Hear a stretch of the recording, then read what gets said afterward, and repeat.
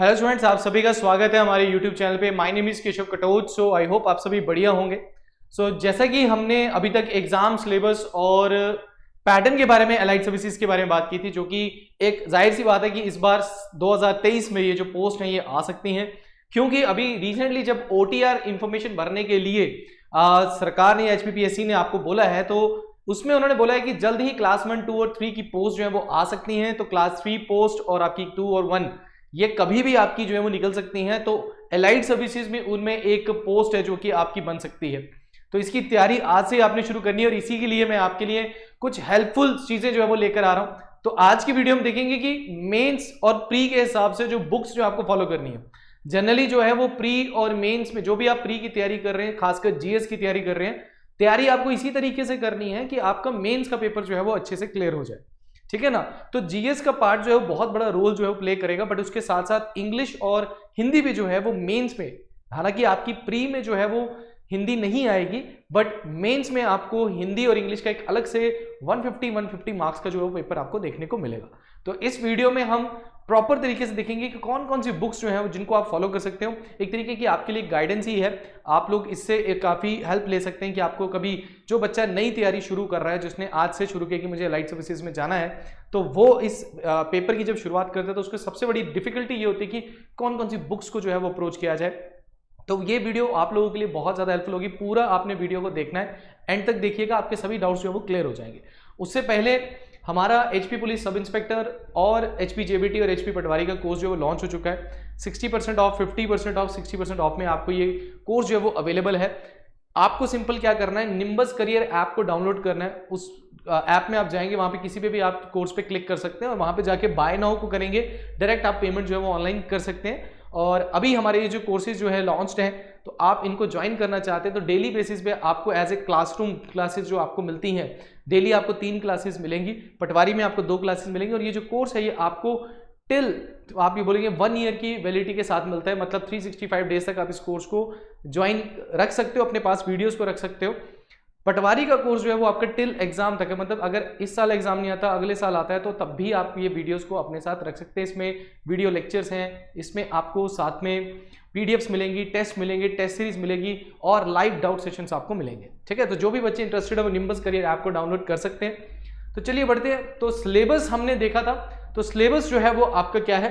Syllabus में आपको अगर प्रीलिम्स की बात करें तो प्रीलिम्स सिर्फ क्वालिफाइंग नेचर में है। इसमें आपको 200 क्वेश्चंस देखने को मिलेंगे, जो कि आपके डिवाइडेड है। 60 मार्क्स की आपको HPG के देखने को मिलेगी और उसके बाद आपको यहाँ पे 60 मार्क्स का जो है वो इसमें करंट अफेयर्स देखने को मिलेगा, जो कि बहुत बड़ा रोल प्ले करेगा।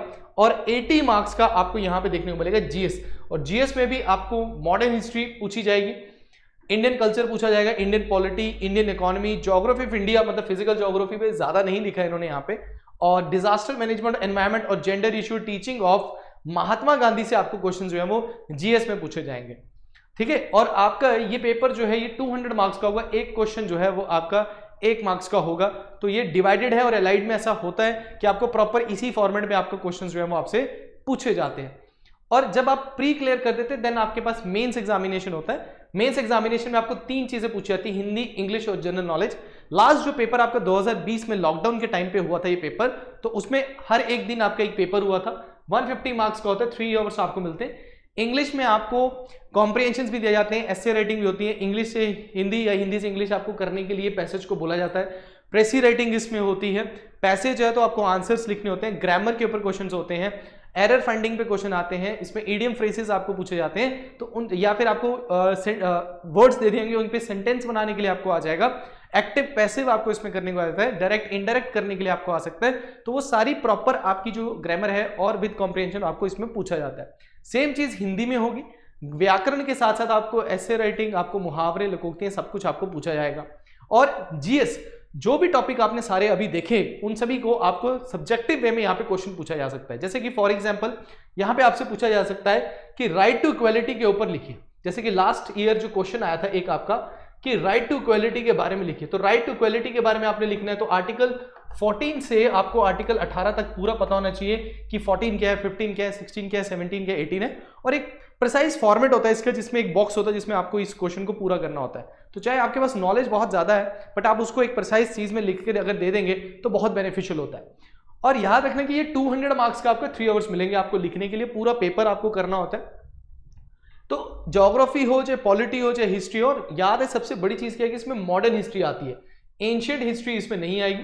हिस्ट्री का एक आपको आर्ट एंड कल्चर जो है वो आपको देखने को इसमें मिलेगा। तो ये तो रहा हमारा प्रॉपर कि सिलेबस हमारा क्या है। बट यहां पे बात चल रही है बुक्स की, सबसे इंपॉर्टेंट बुक्स को है, फटाफट देखते हैं कि कौन कौन सी बुक्स जो है वो आपको देखने को मिलेंगी। तो सबसे पहले बात करते हैं ये 2 सेक्शंस। एचपीजीके से आप सभी को पता है कि 60 क्वेश्चंस आपको आने हैं, और आपको पता है करंट अफेयर से भी हमें 60 क्वेश्चन आने। तो मतलब ये जो मैं अभी दिखा रहा हूं ये 120 आपका पेपर, और कट ऑफ यहीं पे खत्म हो जाती है। पिछली बार 100 से मतलब 90 से नीचे आपकी कट ऑफ थी। पेपर थोड़ा सा अनएक्सपेक्टेड आया था बच्चों के लिए, और इस बार और माना जा रहा है एनटी का पेपर देखा जा रहा है, तो उस हिसाब से आपको स्टेटमेंट वाइज क्वेश्चंस भी देखने को मिलेंगे, मैच द फॉलोइंग, असर्शंस वाले क्वेश्चंस भी आपको देखने को मिलेंगे। तो तैयारी एक लेवल हाई आपको करनी पड़ेगी।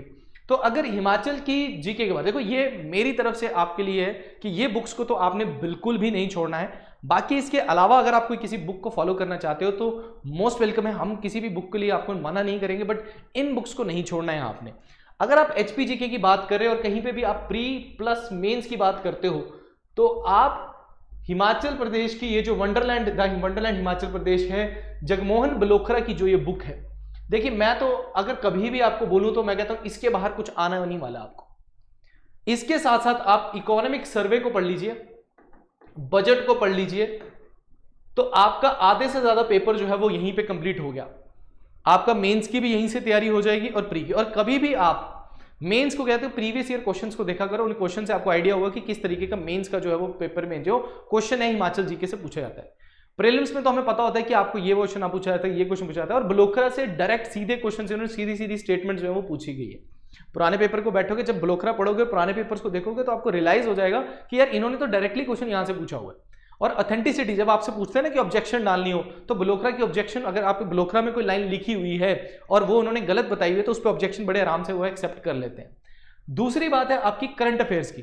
देखो करंट अफेयर्स के लिए यहां पे आपको एक मैगजीन मैं बोलूंगा, प्रतियोगिता दर्पण, एक कोई भी मंथली मैगजीन, मैं यहां पे प्रतियोगिता दर्पण का नाम ही नहीं लूंगा, कोई भी मंथली मैगजीन को आप फॉलो कीजिए, ठीक है। कोई भी मंथली मैगजीन है जिससे आपके करंट अफेयर्स डेली जो बेसिस पे होते हैं। उसके बाद आप डेली बेसिस पे न्यूज़पेपर को पढ़िए, डेली न्यूज़पेपर है, न्यूज़पेपर के साथ साथ आप न्यूज़पेपर कौन सा पकड़ सकते हो, द हिंदू न्यूज़पेपर पकड़ सकते हो, उसके बाद द इंडियन एक्सप्रेस आप पकड़ सकते हो, जिससे आपको देश दुनिया में क्या चल रहा है, कौन सी चीजें इंपॉर्टेंट है वो आपको पता लगती है। इसके नोट्स आप बनाइए, और इसके साथ साथ आप हमारे यूट्यूब चैनल पे डेली बेसिस पे जो करंट अफेयर्स चलते हैं, daily current affairs HP studies पे जो चलते हैं, 6 बजे के करीब आपका डेली सेशन होता है 6 PM पे, इसको जरूर लगाइए। थेरेटिकल वे में आप पढ़ रहे हैं, फिर आप न्यूज़पेपर को पढ़ रहे हैं, और उसके बाद आप एक ऑब्जेक्टिव टाइप क्वेश्चंस भी कर ले रहे हैं डेली बेसिस पे। तो करंट अफेयर को अगर आप डेली बेसिस पे कर रहे हैं, और कितने साल के आपको पढ़ने हैं, 1 ईयर के, जब भी आपका पेपर आएगा उसके 1 साल पहले के आपको करंट अफेयर जो है पढ़ने हैं। मतलब कि मान के चलो कि अगर आपका पेपर 10 मई को है, तो आपको अप्रैल तक के करंट अफेयर जो है वो पढ़ने हैं, पिछले अप्रैल 2023 से आपको अप्रैल 2022 से अप्रैल 2023 तक के आपको करंट अफेयर जो है वो पढ़ने हैं। तो पिछली बार क्या हुआ, एचएएस में यही चीज हुई कि आपका अक्टूबर में पेपर था, तो उन्होंने सितंबर तक के करंट अफेयर जो है पूछे। हालांकि हम हर बार ही कहते हैं कि 1 महीना पहले के करंट अफेयर नहीं होंगे, पेपर छप चुका होगा, बट वैसी चीजें नहीं हुई। सितंबर तक का एक गैम्बल उन्होंने खेला, और कई बच्चों के जो है वो पिछले जिन्होंने 3-3 साल से प्रीलिम्स निकाल रहे थे, मेंस राइटिंग कर चुके हैं, इंटरव्यू तक पहुंच चुके हैं, वो भी प्रीलिम्स को क्लियर नहीं कर पाए थे, जस्ट इस बिकॉज। तो आपने हर सेक्शन को प्रिपेयर करके रखना है, और 1 साल के करंट अफेयर को पढ़ना है, और इन चीजों को फॉलो करना है, ठीक है। अब बात करते हैं जीएस का, जो 80 मार्क्स हमारा आना है। 80 मार्क्स जो है, 80 मार्क्स की जब मैं बात करता हूं, तो ये भी एक वैल्यूएबल है। अगर आप 80 में से 50 मार्क्स भी अगर लेते हैं, 50 जैसे इसमें जो है नेगेटिव मार्किंग 0.25 की आपकी नेगेटिव मार्किंग है, ये ध्यान में रखना है। सारे क्वेश्चन तो आप नहीं करोगे, बट मैक्सिमम टू मैक्सिमम 140-150 तक अटेम्प्टेशन होती है। तो 80 मार्क्स में से अगर आप 50 प्लस तक या 60 तक आप क्वेश्चंस को अगर सही कर रहे हैं, तो आपको पेपर कोई नहीं रोक सकता। बट उसके लिए आपको क्या करेंगे, सही अप्रोच, सही बुक को पकड़ना पड़ेगा। तो सबसे पहले अगर इंडियन पॉलिटी है, तो इंडियन पॉलिटी की एक तरीके से गीता जिसको बोला जाता है, वो आपकी लक्ष्मीकांत की बुक को बोला जाता है। इससे बाहर आपको बिल्कुल भी पेपर नहीं आएगा। मैं एलाइड की बात कर रहा हूं अभी, ठीक है, एलाइड की बात कर रहा हूं, इससे बाहर आपको कहीं नहीं आएगा। सारे कंसेप्ट इसमें मिलेंगे, थ्योरेटिकल वे में, मेंस पॉइंट ऑफ व्यू से भी आपका यहाँ पे हो जाएगा। फिर भी अगर आपको थोड़ा सा आगे और बढ़ना है, तो 11th एंड 12th की एनसीईआरटी को पढ़ लीजिएगा। हाँ, एनसीईआरटी को पहले पढ़ना, फिर बाद में लक्ष्मीकांत को पढ़ना, तब आपके डाउट्स क्लियर हो जाएंगे। इंडियन कॉन्स्टिट्यूशन करके आपकी बुक है आपकी 11th क्लास की, उसको पढ़ेंगे, उसमें थोड़े से कॉन्स्टिट्यूशन क्या होता है, फेडरलिज्म क्या होता है, यूनिटरी फीचर क्या होते हैं, ये यूनिटरिज्म क्या होता है, सेकुलर क्या होता है, बड़े अच्छे तरीके से उसको एक्सप्लेन किया गया। तो वहां से अगर डायरेक्ट क्वेश्चन आता है तो आप आराम से कर सकते हैं, ठीक है ना। दूसरा इंडियन आर्ट एंड कल्चर, इसके लिए आपकी एक तरीके से मैं बोलूं कि सिर्फ और सिर्फ part 2 part 1 of 11th class और 12th क्लास की आपकी introduction to Indian art and culture या इंडियन आर्ट, इसको अगर आप पढ़ लेते हैं तो आपके क्वेश्चन हो जाएंगे, क्योंकि आपको ज्यादा से ज्यादा क्वेश्चन जो है वो 6 to 7 क्वेश्चन जो है इंडियन आर्ट एंड कल्चर से आने हैं, और ये आप बड़े आराम से क्वेश्चन जो है वो इस एनसीईआरटी को पढ़ के कर लेंगे। तो आपने 11th और 12th की एनसीईआरटी को आर्ट एंड कल्चर के लिए पढ़ सकते हैं, बाकी बड़ी बड़ी बुक्स आपको एलाइड के लिए इतनी पढ़ने की जरूरत नहीं है। उसके बाद आती है आपकी ज्योग्राफी। ज्योग्राफी जो है यहाँ पे अगर आपने ध्यान से दिया होगा, थोड़ा सा ध्यान देना कि इन्होंने ज्योग्राफी ऑफ इंडिया की बात की है ना, बट हम कभी भी रिस्क नहीं लेते, थोड़ा वर्ल्ड ज्योग्राफी को भी, हम फिजिकल ज्योग्राफी को भी क्या करेंगे, इसमें इंक्लूड करेंगे। तो ज्योग्राफी जो है, इसमें अगर आपको सबसे पहले क्या करना है, fundamental of physical geography 11th class की, और 11th क्लास की इंडियन फिजिकल एनवायरनमेंट, और आपकी इंडियन पीपल और ह्यूमन ज्योग्राफी, इन सेक्शंस को आपने सबसे पहले कंप्लीट करना। अगर आप रियलिटी में ज्योग्राफी को अच्छे से पढ़ना चाहते हैं तो पहले एनसीईआरटी इसको ही कवर अप करें। तो ये आपकी 11th क्लास की एनसीईआरटी, जिसको अच्छे से पढ़ें, ठीक है। उसके बाद आपने डियर खुल्लर की बुक और या फिर माजिद हुसैन की बुक, वैसे कि मैं अगर रिकमेंड करूं तो मैं माजिद हुसैन की बुक को नहीं रिकमेंड करूंगा, आपको डियर खुल्लर की बुक को जो है वो रिकमेंड करूंगा। बट आफ्टर एनसीईआरटी अगर आप पढ़ना चाहते हैं, अगर आप आगे एचएएस की भी तैयारी कर रहे हैं, तो तब फिर आप डियर खुल्लर को जरूर पढ़ें, पर उससे पहले आपको एनसीईआरटी को जरूर पढ़ना पड़ेगा। और फिजिकल ज्योग्राफी के लिए, एलाइड के लिए, आपको ये बुक जो है fundamental of physical geography is enough for you that. उसके बाद बच्चे जीसी लियोन को भी पढ़ते हैं, सविंद्र सिंह को भी पढ़ते हैं, है ना, तो उनको भी आप पढ़ो, but mains point of view से जितना आपको मटेरियल एलाइड के लिए चाहिए वो यहां तक आपको पूरा प्रॉपर मिल जाएगा, ठीक है। उसके बाद आपकी मॉडर्न हिस्ट्री। तो देखो मॉडर्न हिस्ट्री इसमें जनरली जो है वो आपको 1857 के बाद की पूछी जाएगी, है ना। 1857 से जनरली हम मान के चल रहे हैं 1947 तक का ही आपको पूछा जाएगा। तो मॉडर्न हिस्ट्री के लिए भी सबसे पहले आपको क्या करना है, विपिन चंद्र की आपको क्लास 12 की मॉडर्न इंडिया जो बुक है, इसको अच्छे से पढ़ना है, क्योंकि कभी कभी डायरेक्ट क्वेश्चन इन्होंने वहीं से उठा के डाला हुआ है। और उसके बाद आपने क्या पढ़नी है, स्पेक्ट्रम, जो कि सबसे मेन बुक जो है वो सभी के सभी पढ़ते हैं, आप सभी को पता होगा। बट उससे पहले आप इस एनसीईआरटी को प्लीज मत भूलिएगा। अगर आप मॉडर्न हिस्ट्री के सभी क्वेश्चंस को अच्छे से करना चाहते हो, थोड़ा स्टोरी लाइनअप भी आपको पता होना चाहिए। मेंस में अगर कभी लिखने के लिए, जैसे सपोज करो आपको पिछली बार क्वेश्चन जो है फ्रीडम स्ट्रगलर, जो हमारे फ्रीडम फाइटर्स हैं, जैसे वल्लभ भाई पटेल आ जाएगा, बाल गंगाधर तिलक आ जाएगा, भगत सिंह आ जाएगा, चंद्रशेखर आजाद आ जाएगा, सुभाष चंद्र बोस आ जाएंगे, बी आर अम्बेडकर आ जाएंगे, जवाहरलाल नेहरू आ जाएंगे, महात्मा गांधी आ जाएंगे, सरोजिनी नायडू आ जाएंगे। इनकी लाइफ के बारे में कभी कभी आपको लिखने आता है, राजा राम मोहन राय के बारे में लिखने को बोल देंगे। तो सोशल रिलीजियस मूवमेंट के जो आर्य समाज के फाउंडर है दयानंद सरस्वती या स्वामी विवेकानंद के बारे में लिखने को आ जाएगा। तो उनके बारे में जब लिखने के लिए आता है ना, तो वहां स्टोरीज आपको यहीं देखने को मिलेंगी, है ना। तो आप पुराने पेपर जितने भी देखो लाइट में, वहां पे फ्रीडम स्ट्रगलर्स के बारे में थोड़ा कुछ ना कुछ पूछा हुआ है। सिविल डिसोबीडियंस मूवमेंट के बारे में पूछ लेंगे। सब्सिडी अलायंस के ऊपर पिछली बार क्वेश्चन आपसे पूछा गया था एचपी लाइन में, सब्सिडी अलायंस के बारे में लिखो क्या क्या चीजें थी। तो वो आपको यहाँ कैसे मिलेंगे, आपको जब आप एनसीईआरटी को अच्छे से पढ़ोगे, फिर आप इसमें भी है, बट आप इसको जरूर पढ़ो पहले, ये बेस है। इसको नहीं पढ़ोगे, ये पढ़ने को तो फिर वो हो जाएगा कि आप एक बस बुक किताब बोल दी और लिखना शुरू कर दिया। बेस थोड़ा रेडी कर लोगे, बड़े अच्छे से तैयारी हो जाएगी मॉडर्न हिस्ट्री की। उसके बाद बात करते हैं इंडियन इकोनॉमी की। ज्यादा क्वेश्चंस जो हैं वो आपको नहीं देखने को मिलते हैं इंडियन इकोनॉमी में, फिर भी आपको 7 to 8 क्वेश्चंस जो हैं वो आपको इंडियन इकोनॉमी से दिखेंगे। उसके लिए सबसे मेन क्या है कि आपको क्लास 11th की जो है वो आपको इंडियन इकोनॉमिक डेवलपमेंट जो है वो पढ़ने हैं।